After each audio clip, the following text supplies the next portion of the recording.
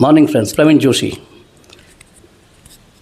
एक राजा कलाप्रेमी एने संगीतनो, नाटकनो, कवितानो, वार्तानो बहु शौक।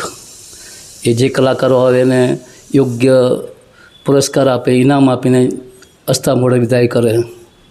एक बार कोई गवैयो मस्त गीत गावावाळो एमना शहेरमां आव्यो। पहला तो एने शहेरमां घुसवाना ज्यारे गेट होय बधा ત્યાંથી એમણે ચારેક જણા પેલા સિપાહીઓને મળી એમની પરવાનગી લઈ અને આગળ આવ્યો।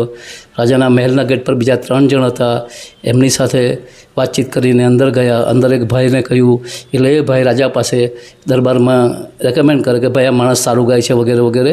એની પાસે ગયો। રાજાએ દરબારમાં પરવાનગી આપી, પહેલાં તો ગાવાનું શરૂ કર્યું। મસ્ત ગીત ગાયા। હો રાજા ખુશ થઈ ગયા। માંગ જોવાનું માગે તે આપું।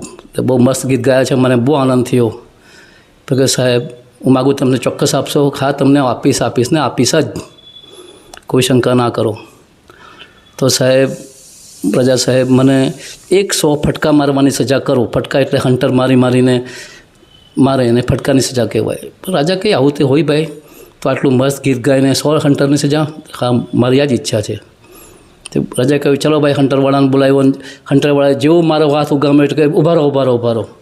મહારાજ, આ ઇનામ મારે એકલાનું નથી। સૌથી પહેલાં ગેટ પર જે 4 જણ ઊભા છે તમારા શહેરમાં ઘૂસતા, એમાં 4 જણના 10% છે, એ 10 હંટર એમને મારો। પછી તમારા ગેટ ઉપર, મહેલના ગેટ પર જે માણસ ઊભા છે એમનો બી 3 જણનો 10-10-10નો ભાગ છે, એટલે 10-10 એમને મારો।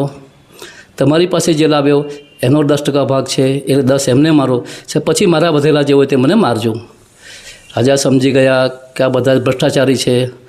બધાને તાત્કાલિક બંધ સસ્પેન્ડ કરી દીધા અને એની જગ્યાએ બીજા માણસોની નિમણૂક કરી।